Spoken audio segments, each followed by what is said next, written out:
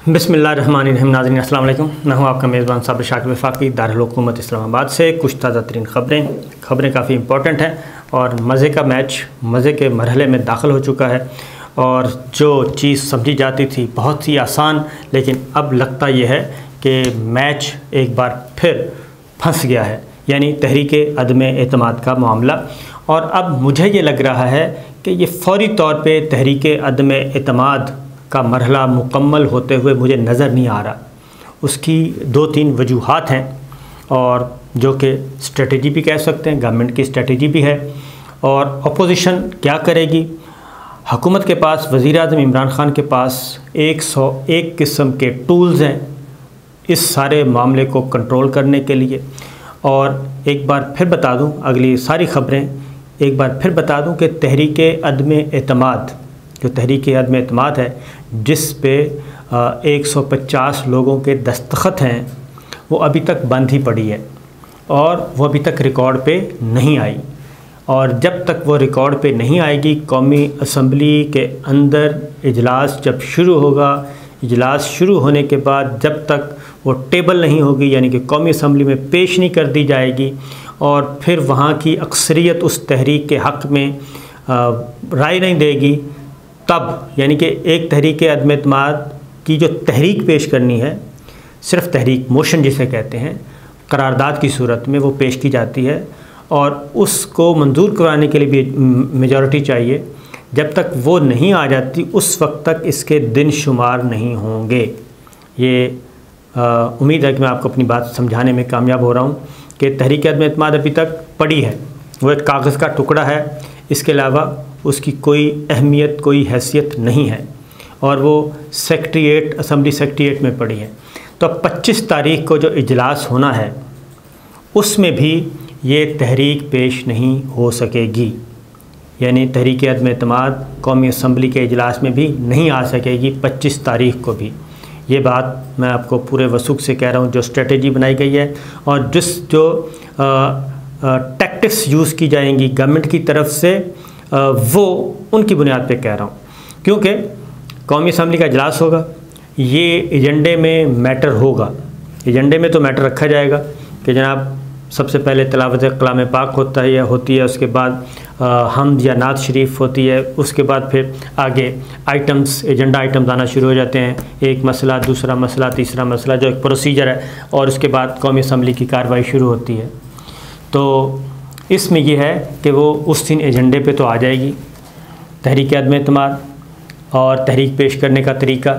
अब उसमें यह है कि उस दिन भी ये ज़रूरी नहीं है कि उस एजेंडे तक कार्रवाई पहुँचे।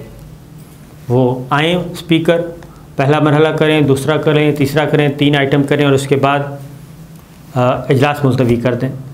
और वो इजलास 2 दिन के लिए भी मुलतवी किया जा सकता है, 3 दिन के लिए भी किया जा सकता है। मुलतवी करके बात ख़त्म कर देंगे। उसके बाद क्या होगा? और अगेन जो तहरीक अदम एतमाद है वो एजेंडे में पड़ी है, अभी तक कौमी असम्बली के अंदर पेश नहीं हुई, वो कौमी असम्बली की प्रॉपर्टी नहीं बनी, अभी तक सेक्रेटेरिएट की प्रॉपर्टी है। उसके बाद अगला प्रोग्राम इनका क्या है? अगला प्रोग्राम ये है कि अगला जब सेशन होगा उसमें फिर वो कहेंगे जी तहरीक पेश करें। तो तहरीक का मतलब है कि अपोजिशन को इजाज़त दी जाएगी स्पीकर की तरफ से कि जनाब ये तहरीक अदम एतमाद है, ये हमें पेश करने की इजाज़त दी जाए। अब स्पीकर तब इजाज़त देंगे, और स्पीकर इजाज़त दे देंगे तो वो सिर्फ इजाज़त होगी। उसके बाद इजाज़त पे भी काउंटिंग होगी। उसकी वजह कि वो हुकूमत से पूछा जाता है कि जी ये तहरीक है, पेश करने की इजाज़त चाह रहे हैं, तो आप गवर्नमेंट साइड से पूछा जाता है आप इसको अपोज़ करते हैं या इसको फेवर कर रहे हैं। अगर गवर्नमेंट कहे कि जी नहीं हम फेवर कर रहे हैं, ठीक है, आप इनको इजाज़त दे दें। और अगर स्पीकर ये कह दे कि नहीं हम इसको अपोज़ कर रहे हैं, मुखालफत कर रहे हैं, इसको इजाज़त नहीं होनी चाहिए, उसके बाद फिर बहस शुरू हो जाती है। फिर एक साइड से और फिर दूसरी साइड से, हुकूमती साइड से भी लोग अरकाइन मिनिस्टर्स बोलते हैं, अरकान बोलते हैं, और दूसरी जानिब से भी अपोजिशन की तरफ से भी अरकान उसमें हिस्सा लेते हैं। वो एक बहस शुरू हो जाती है। उसके बाद फिर ये बहस कितनी देर चलनी है उस पर आप रोक नहीं सकते, ये स्पीकर का इख्तियार है। अगेन स्पीकर के पास असम्बली के अंदर जो बार बार जो सदारती रेफरेंस और जो सुप्रीम कोर्ट बार पिटीशन लेके गई थी, उसमें बार बार अजलास के अंदर की कार्रवाई पे बात करना चाह रहे थे, तो चीफ़ जस्टिस ऑफ पाकिस्तान वाज़े तौर पे कह रहे थे कि हम अंदर की कार्रवाई में कोई दिलचस्पी हम नहीं रखते, वो एक अंदर की कार्रवाई वो स्पीकर का इख्तियार है और अभी हम उस तरफ जाने के लिए कायल नहीं हुए। तो ये बात है। इस पे आगे फिर मरहला फिर तहरीक पेश हो जाएगी, उसकी इजाज़त हो जाएगी, फिर बहस होती रहेगी। वो बहस 2 दिन, 3 दिन, 1 दिन या फौरी तौर पे ये। तो ये सारा टाइम गेन होता रहेगा। इस दौरान गवर्नमेंट की स्ट्रेटजी क्या है? गवर्नमेंट की स्ट्रेटजी ये है कि ये इसी तरह मामला लटका रहे, हवा में मुअल्लक़ रहे और ये बहस मुबाहिसा चलता रहे और अपोजिशन को एग्जास्ट किया जाए। न सिर्फ अपोजिशन को एग्जास्ट किया जाए बल्कि इत्तेहादी जमातों को भी एग्जास्ट किया जाए कि वो भी डगमगा जाएं कि जनाब ये तो अभी तक मसला पता नहीं कब तक जार चलेगा। और दूसरा, जो मुनहरिफ अराकीन हैं पाकिस्तान तहरीक इंसाफ के, उनके भी हौसले पस्त किए जाएं साइकोलॉजिकली और उनकी भी ज़रा उम्मीदों पे पानी फेरा जाए कि ये इतना आसानी से काम होने वाला नहीं है। तो स्पीकर इसको डिले कर सकते हैं और स्पीकर ऐवान के अंदर ये सारा कार्रवाई ज़ाब्ते के तहत होगी और ये कहीं चैलेंज भी नहीं हो सकती। मसला ये है। तो इसी दौरान हुकूमत की स्ट्रेटजी है कि सदारती रेफरेंस एक्सेप्ट हो गया है, लार्जर बेंच बन गया है, 24 तारीख से समाअत शुरू हो जाएगी और वो भी ज़ाहिर है 1 दिन 2 दिन में उसमें नहीं होना।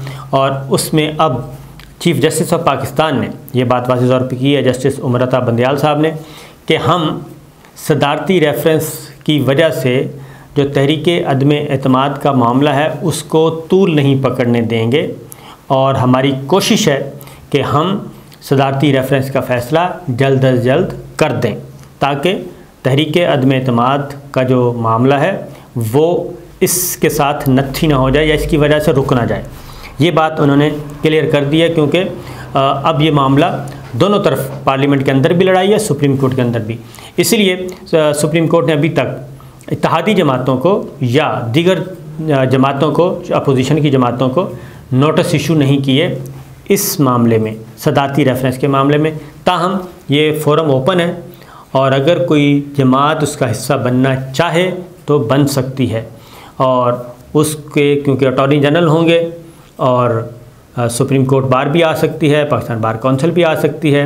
और अगर ये एकतरफ़ा तौर पे मामला छोड़ दिया गया या फिर सुप्रीम कोर्ट के पास अपने पास भी इख्तियार है कि अटॉर्नी जनरल ने तो सदारती रेफरेंस के हक़ में ही बात करनी है कि जी ये काम, तो सुप्रीम कोर्ट के पास भी इख्तियार है कि वो वकला को की खदमात ले सकती है अज़ ख़ुद कि जनाब इस मामले में आएँ और कोर्ट को असिस्ट करें। जो सवालात पूछे गए हैं सदारती रेफरेंस में वोट डालने से मुतालिक, वोट की वैलिडिटी से मुतालिक और ये सारी चीज़ें। अब उसके बाद अगला मरहला जो आपको मैं बताऊं, अटॉर्नी जनरल ने ये क्यों कहा है कि वोट डालने से नहीं रोका जाएगा, वोट हर सूरत में डाला जाएगा। उसमें अगर तो सदारती रेफरेंस का फ़ैसला आ जाता है तो वेल एंड गुड, अगर नहीं आ जाता और सदारती तहरीक अदम एतमाद पे जो प्रेशर है वो डेवलप हो जाता है कि नहीं हर सूरत में तहरीक अदम एतमाद को आपने 7 दिन के अंदर अंदर पूरा करना है, तो ऐसी सूरत में क्या होगा? ऐसी सूरत में यही होगा, ये जो शोकाज़ नोटिस जारी किए हैं उस पे एक नतीजा निकल आएगा और उनकी रुकनीत स्पीकर कौमी असम्बली उनके ख़िलाफ़ कार्रवाई शुरू कर देंगे, मुनहरिफ अरकान के ख़िलाफ़, और उनकी रुकनीत मुअत्तल कर देंगे। ये वो मामला है जो अटॉर्नी जनरल ने बड़ी ज़हानत के साथ बात की है सुप्रीम कोर्ट में और अंडरटेकिंग दी है कि हम यकीन दिलाते हैं, उन्होंने कहा मैं आपको अंडर ओथ ये यकीन दिलाता हूँ कि किसी मेंबर को वोट डालने से नहीं रोका जाएगा। तो यहाँ तक तो मामला है ठीक। उसके बाद अगली जो कार्रवाई है वो स्पीकर की शुरू हो जाएगी और मुनहरिफ अरकान जो हैं उनको वोट तो डाला जाएगा, उनकी फिर वोट की वैलिडिटी चैलेंज कर देगी गवर्नमेंट साइड वहीं पे बैठी हुई ऐवान के अंदर ही वो चैलेंज कर देगी। जब वो चैलेंज कर देगी तो स्पीकर जो है फिर अपना इख्तियार इस्तेमाल करेगा, प्रिजाइडिंग ऑफिसर, और वो चाहे तो अपोजिशन का एक मेंबर की राय मान ले चाहे तो दूसरे की मान ले। जैसे सुप्रीम कोर्ट में होता है कि 2 वकील दलाइल देते हैं, एक वकील के हक़ में फ़ैसला आता है, दूसरे के ख़िलाफ़ आता है। और बाज़ औक़ात ये भी होता है कि कई फ्री कैन होते हैं और उसमें भी कई फ्री कैन दलाइल देते हैं तो अदालत फ़ैसला करती है। तो यही कुछ सुप्रीम कोर्ट में, जैसे सुप्रीम कोर्ट के हुक्म को आगे कहीं चैलेंज नहीं किया जा सकता और उसको ख़त्म भी नहीं किया जा सकता, इसी तरीके से जो स्पीकर का इख्तियार है या चेयरमैन सेनेट का इख्तियार है उसको भी आप चैलेंज नहीं कर सकते और उसके बाद उसको भी कहीं नहीं, वो सुप्रीम को अंदर ही जाएगा, पार्लियामेंट ही उसका डिसाइड करेगी। तो ये एक्सरसाइज चूँकि ऑलरेडी हुकूमत पहले ही कर चुकी है चेयरमैन सेनेट के मामले में, चेयरमैन सेनेट के इलेक्शन के मामले में, तो अब भी इस पे जा रहा है। तो हुकूमत को किसी किस्म की कोई जल्दी नहीं है, इसलिए वो कहते हैं कि मुनहरिफ अरकान अपनी जमात नहीं मुल्क की पीठ पीछे छुरा घोंप रहे हैं। तो ये अभी तक पहला मरहला शुरू हुआ है, तो उसके असरात ज़रा थोड़े से आना शुरू हो गए हैं। हुआ है कि वज़ीर-ए-आज़म इमरान खान से नाराज़ अरकान जो थे उनकी मुलाकातें शुरू हो गई हैं। एक तो वो हैं जो वीडियो में आके बाकायदा तौर पे बोले सिंध हाउस में, एक वो हैं, एक उससे भी ज़्यादा हैं, ये टोटल नंबर 30-32 का है। तो उनमें से जी बहुत सारे लोग जो हैं वो वज़ीर-ए-आज़म इमरान खान से उनकी मुलाकातें शुरू हो चुकी हैं। उनमें गुलाम बीबी भरवाना भी मिली हैं, आमिर लियाकत साहब का भी है इत्तला कि वो भी मिलने वाले हैं, और इसी तरीके से दीगर अरकान जो हैं वो अपनी शिकवे शिकायत जो हैं वो वज़ीर-ए-आज़म तक पहुंचाएंगे। और अगर इनको हुकूमत बचती हुई नज़र आई तो अगले बजट में अपने इलाकों के लिए कुछ ना कुछ तरक्याती स्कीमें जो हैं बड़ी भारी भरकम वो मंजूर करवाएंगे।